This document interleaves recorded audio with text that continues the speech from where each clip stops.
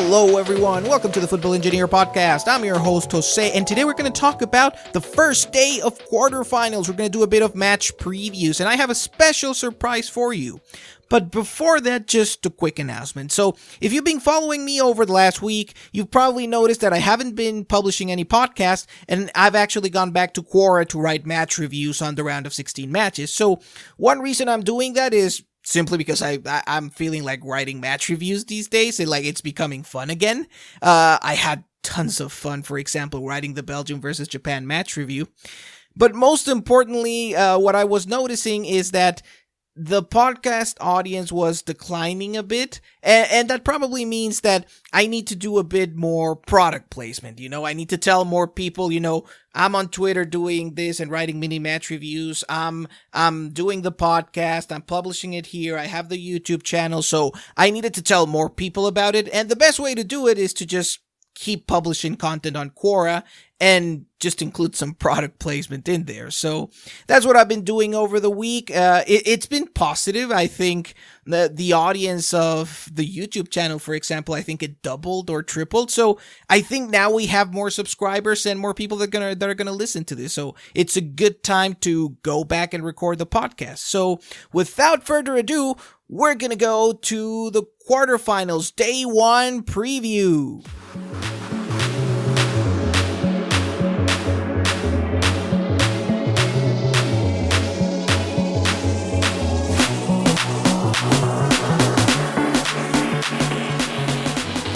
All right, so now we're going into the quarterfinal previews, and for this occasion, I actually thought about doing something different. So, as I've told you before, I like to think about football less as me lecturing you about what I think and more as a conversation between all of us. So, to do that in this occasion, I'm inviting some of my friends over so that we can talk about this, and I'm going to have them introduce themselves. Well, reintroduce themselves because I already made them do that. We actually recorded some stuff for the group stages, but I got bogged down by work. I wasn't able to work on that. So now I'm going to force them to introduce themselves again. So I'm going to start with my friend Sergio Flores. Sergio?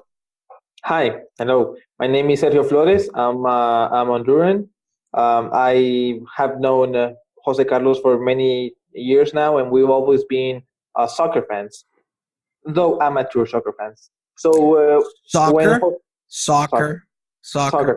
Yeah. What's wrong with Soccer? Almost. As you know, I really don't care. I'm just teasing. Go ahead. Okay, so we've been watching football for some time now, and so Jose decided on going on with his podcast, and we're very happy to be here and supporting him. He's the real pro. I'm just the amateur that's trying to catch up. But I'll do my best. Dude, we're all amateurs here. We're all amateurs. So just to as a bit of an introduction, how did you start? Getting into football in general. Well, as the good Honduran I am, this is a family tradition. So my dad watched soccer. He made me watch it when I was a kid. He made you watch it? Yeah. And I do remember very clearly World Cup 98. I was a big fan. And from then on, I started watching soccer with my dad. So that's how I got hitched with it. All right. So that is Sergio's story, which is usually the typical story for a Honduran guy. That's usually what happens to all of us. And now I'm going to introduce my other friend, Juan Carlos Valladares. Thank you, guys. Yeah, I am a pro. No, I'm just kidding. Far from it. But like Sergio, I'm also Honduran. We're all Honduran here. I grew up watching soccer with my dad. I remember the first time I went to a stadium as a kid. It was watching my hometown team, Motagua. I still love them. They break my heart all the time. But yeah, ever since I was a kid, we grew up with it. We play it. We suck at it, but we still love it. And I'm a computer scientist, if that matters for any reason. I guess I can understand a little bit of the expected goal algorithms if that's what we get into. But yeah, I'm excited to be here. Thank you, Jose, for having us. We always talk about soccer. We have our group where we discuss about this, and we're so passionate about it. And I've learned a lot from everyone in the group that we talk to, and it's great to be able to do this on a podcast. Oh, yes. So now we're going to be able to do it in public where everyone gets to listen to our opinions, which is not necessarily a good thing. Well, Well, I don't know. Maybe you're right. I guess our opinions will be washed down when we were saying Spain's gonna win the World Cup, and oh no, by I Russia. don't worry. I wrote like a 2000 World article saying about like how Spain was really awesome, and then that happened. So we're gonna get this massively wrong. We're probably gonna get the previous massively wrong, but that's fine. So That's a bit of the sport, right? that's the beauty of it, that we can't really predict it. So we're gonna begin with that, and our first match is gonna be France versus Uruguay.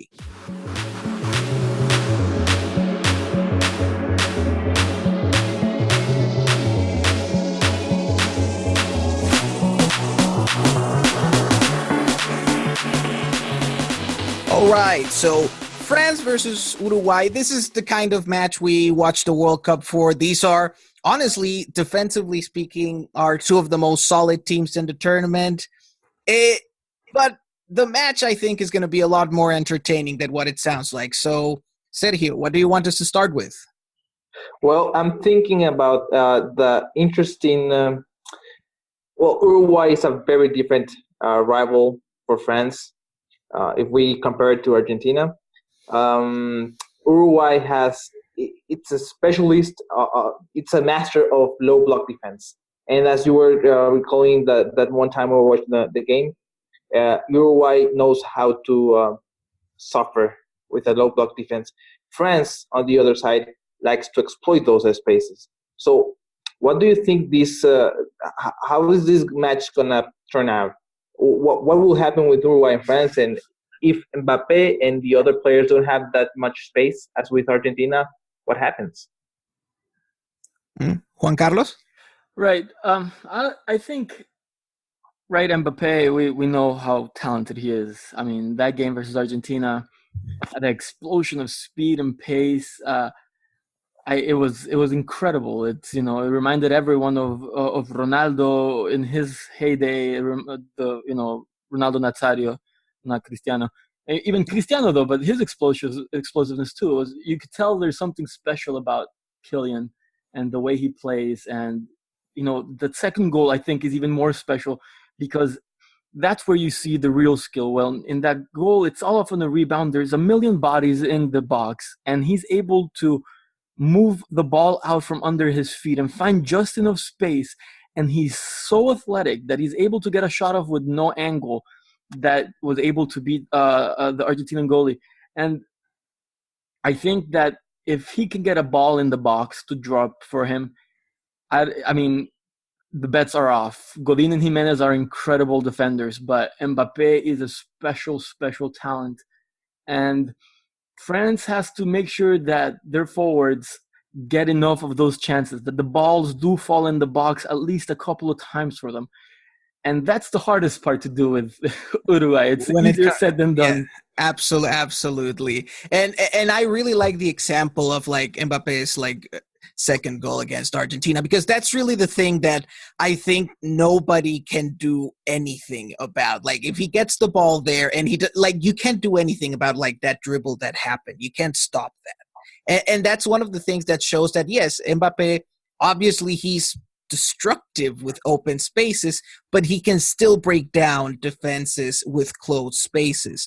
And it's really important, like what you commented on, Uruguay must not let a ball fall into the box with one of those guys in there. That's the more important thing. If, of course, when it comes to aerial dominance, Uruguay does pretty well, but and it reminds me a bit of the strategy that, for example, Real Madrid uses against Juventus, which is don't use like overhead crosses, but actually go for the low cross, because they might have more trouble defending that. I agree. With the midfielders, Vecino, Torreira, and Nandes, who might play there, they're going to have to find a way to clear those balls as soon as possible, because if Godin and Jimenez maybe get one touch, but they're not going to get a clear touch many often, I can imagine already a Pavard cross or an Hernandez cross that is low, I'm sure they will be told that is a great point from you. And Vecino, Torreira, and Hernandez have to get on those second chance balls much quicker than, say, Pogba or Griezmann, who might be marauding around the box. That's where a lot of the game is going to be won, too. It's just who can get to those second balls first. Either Uruguay able to get it and turn around and get on that counter and get the ball up the field as quickly as they can do it, or the French midfield and forward able to pounce on it and get a shot off as quickly as possible before they're closed down by a Uruguayan defender. I mean, we're making it sound a bit like this is going to be Spain holding, Uruguay down onto their box. But there's going to be, it's not going to be like that the whole game, but there's going to be large swaths of that game where it will be Uruguay defending in their box. Yes, and to be honest, this match is going to turn out, it depends kind of on who scores first, because both teams have a tendency of score one goal and then sit back and defend. Right. So that's pretty much what's going to define the match. It will be I'm actually interested in thinking what's going to happen if no one scores, for example, for the entire first half. I actually am not entirely sure how it's gonna pan out. France strikes me as even more reactive than Uruguay, to be honest. Uruguay actually has been doing a bit more pressing. They don't do it so much to steal the ball, but they are actually really good at disrupting rivals and just sending their attacks towards the wide lanes. It's not a press that's done so much to recover the ball, but to actually send your opponent the other way. That midfield duel will be crazy interesting. Kante and Pogba versus Torreira and Hernandez. That's going to be a huge physical battle in that midfield. Yes, and now that we're talking about that and about duels, the one duel that Uruguay is having really bad luck with is not having Cavani. So I think it's a good point. It's a good moment to talk about how is that going to affect Uruguay, because that has a lot of implications. Right now, Cavani is their most important attacker, more than Suarez, honestly. Yeah, who's going to start? The most likely starter seems to be Stuani. We've seen him in Girona this season. He was in Girona. He can drift out wide. We've seen him done it before, go out wide. He did it at Middlesbrough. He could drift wide, just like Cavani does, and be able to try to take a defender on and go into the byline and get across.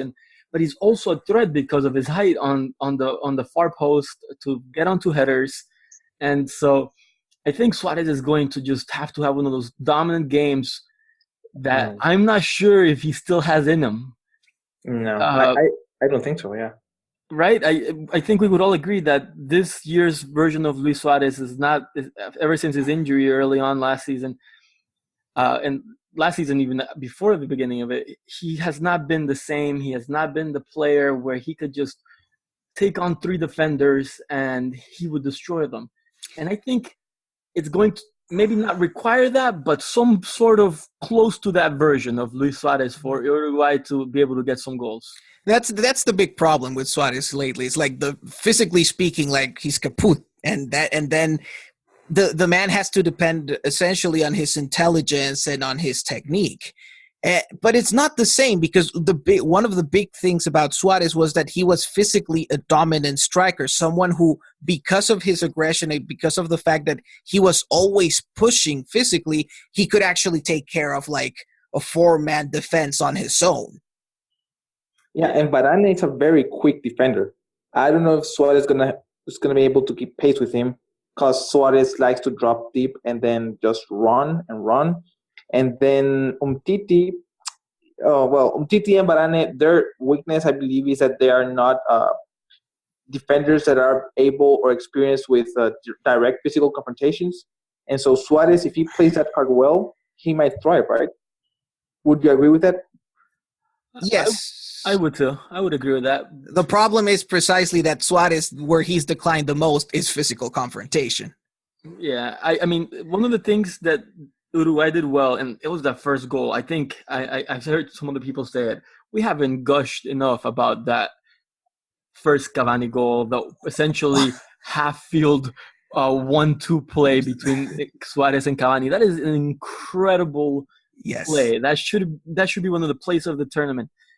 And Suarez, I mean, you saw the technique from Suarez in that pass. It's something else. But he can only do that if he has someone like Cavani who can take on that. And while Stuani is a very good player, he just is not as good as Cavani to run in. He doesn't have the space, the technique.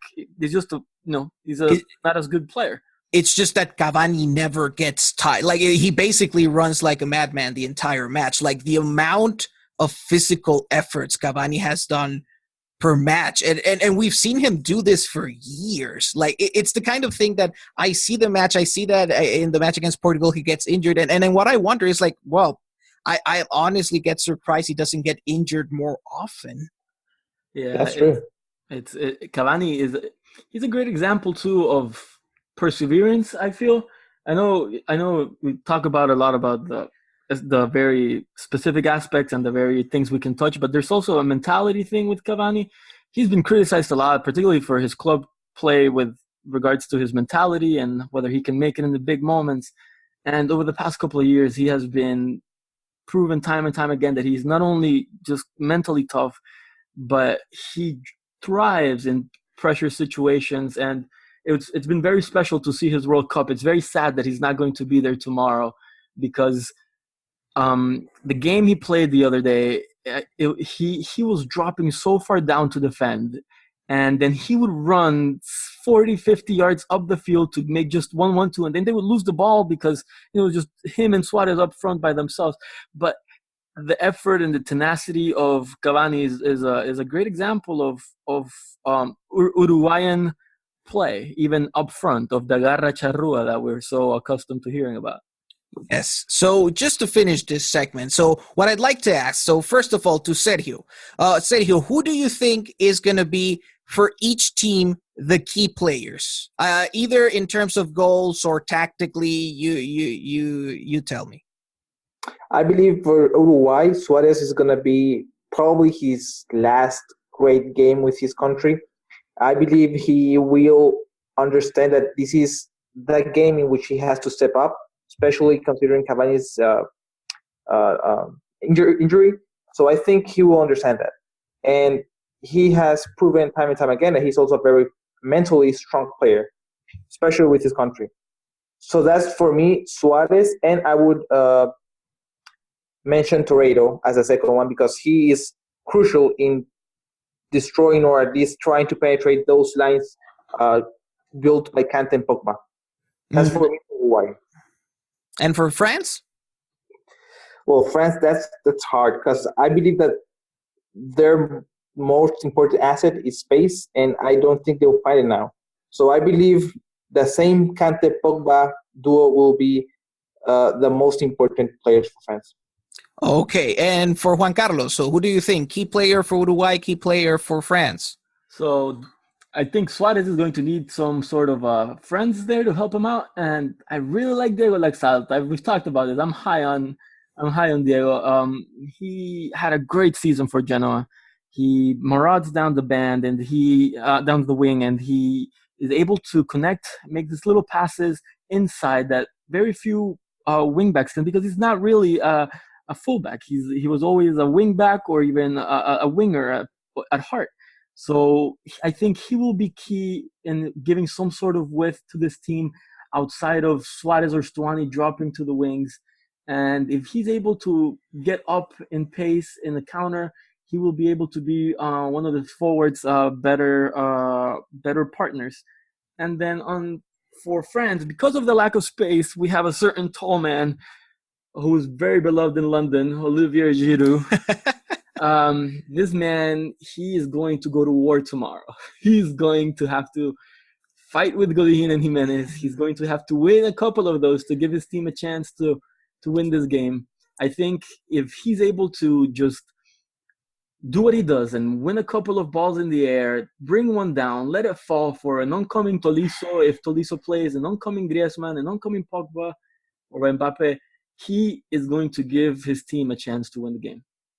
That's very true. And I remember I was seeing like reading elsewhere, like some previous, it's like, no, don't use it. Don't use Giroud. And I'm like, this is the one match you actually really need him. You need someone to like do the physical confrontations with Godin and Jimenez. And I think I agree like with your choices for like Uruguay key players. And the only one I like to add for France is that because of the close spaces, and because this French attack is going to need a bit more organization than usual, Griezmann really needs to appear tomorrow and link up all the pieces and handle everything in close spaces, because he's probably, out of the French attackers, he's probably the one who's best suited for this. Do you see him playing wide or more centered? Oh, no. France is not going to change the formation, I think. The only thing is that Matuidi, I think he can't play this game. So I am not sure actually what they're going to do on the left wing. But other than that, the formation is probably going to be the same. Now, that reminds me that there are rumors of a change of formation for the next game that we're going to talk about. So we're going to talk about Brazil versus Belgium.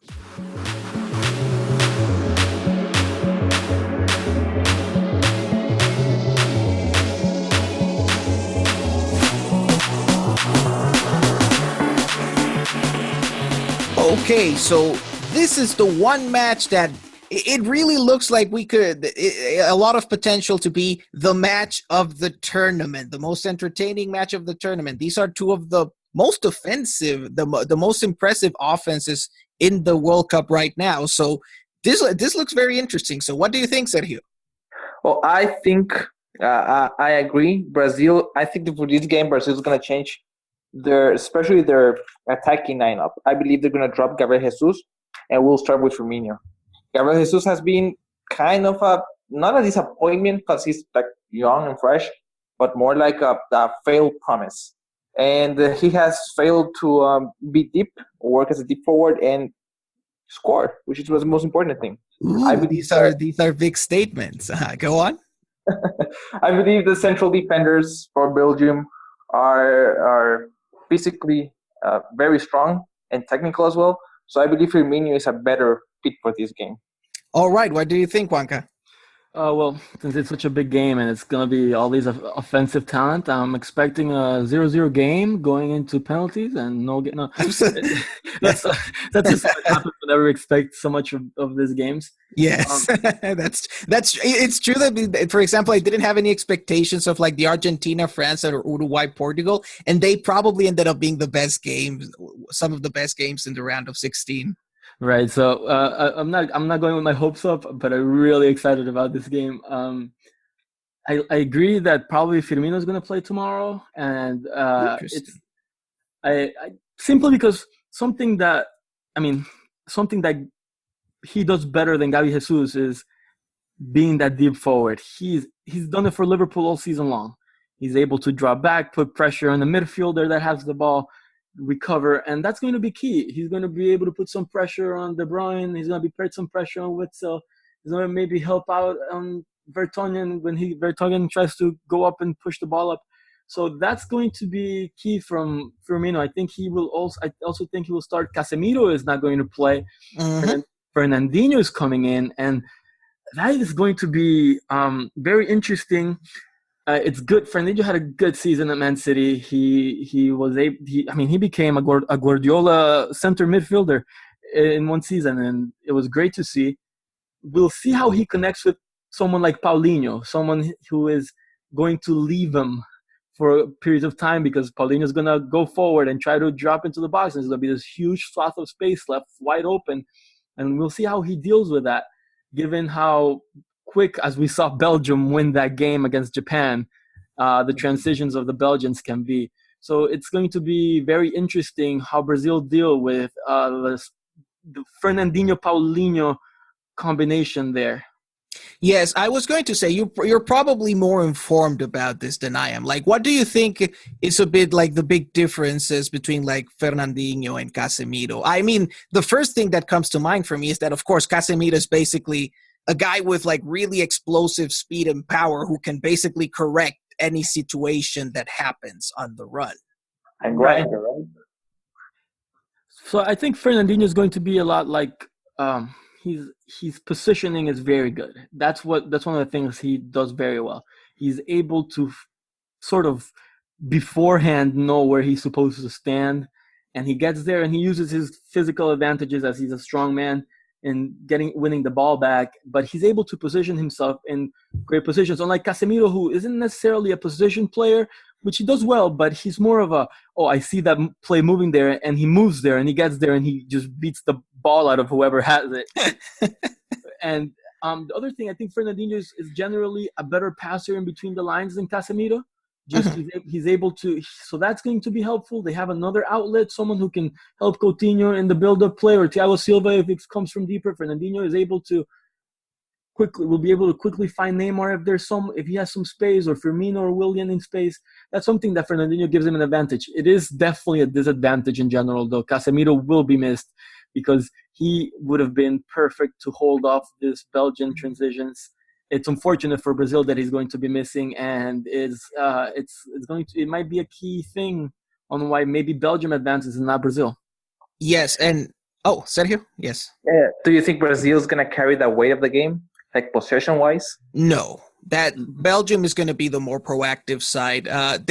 Brazil tends to be more conservative. They tend to sit back more, while Belgium actually likes to press. And honestly, they're a team who defends better, like away from their own goal. Honestly, if Belgium decides to sit back, their defense, as we saw against Japan, is not that solid. And so, would you say Neymar will have space and could be a tipping factor for this game?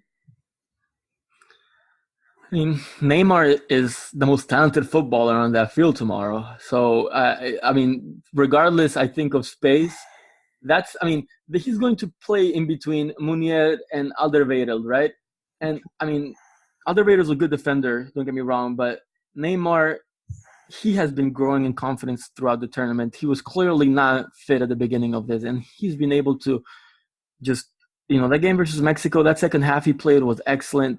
Show, all the other stuff that's not soccer apart. He was excellent on the ball. He was excellent off the ball. His movement, that play with Willian for the goal, he was quick around the corner to get into that box and put it in. The last goal, he just speeds through everyone. No one's able to catch up to him and pokes it through. So I think Neymar is going to find some space, definitely because Belgium's going to be further up. But I don't think that will be particularly advantageous for Brazil in the sense of Belgium is accustomed to that at this point. Yeah, and I think in general one can make the case. Of course, Neymar has the advantage, unlike Messi and Ronaldo, that he basically plays for the Real Madrid of national teams. Of course, playing with Brazil is an advantage in that regard, but I think there's a fair case to be made that Neymar is probably the most decisive player in national team football.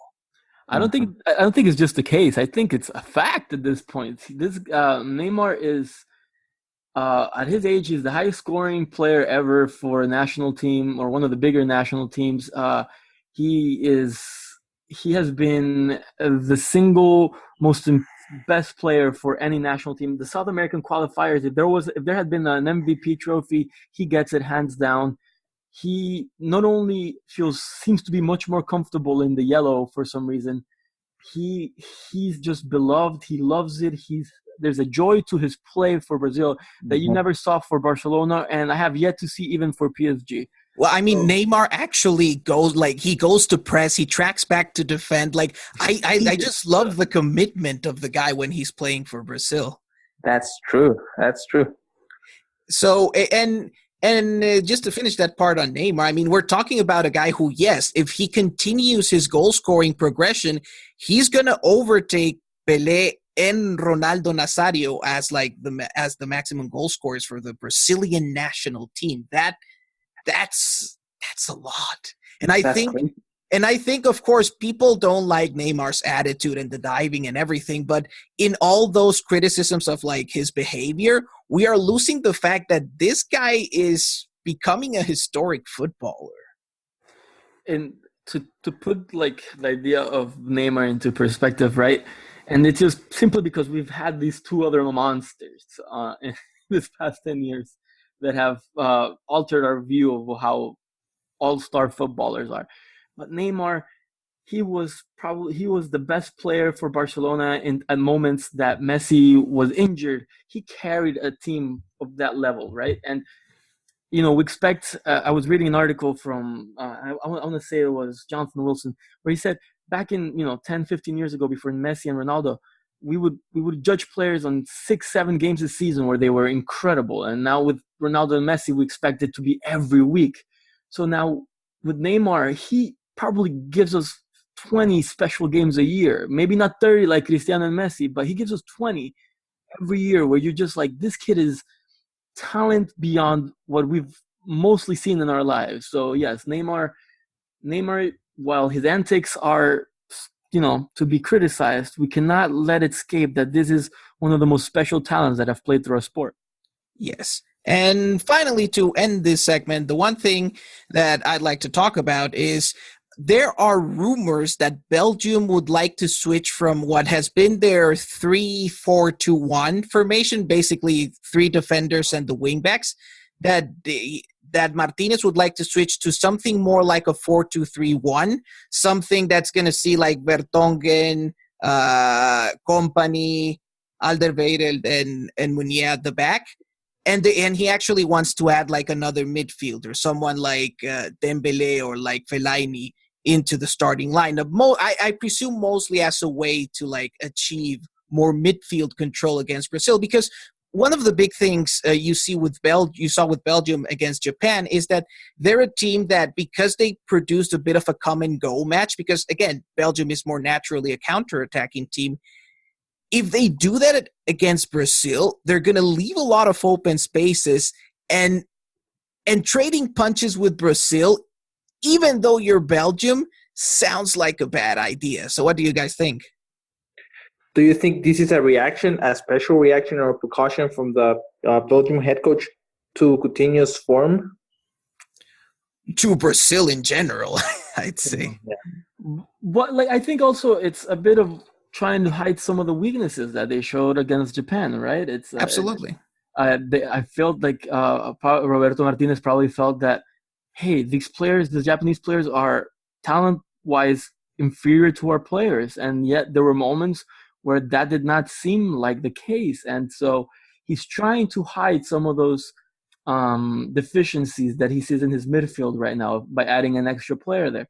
Another thing I want to talk about is, and I don't know how you guys feel, with regards to Company starting over Boyata, who had an incredible group stage, and what I'm getting at is the emotional impact of Company worth the clear liability that he is right now, because physically he's not there.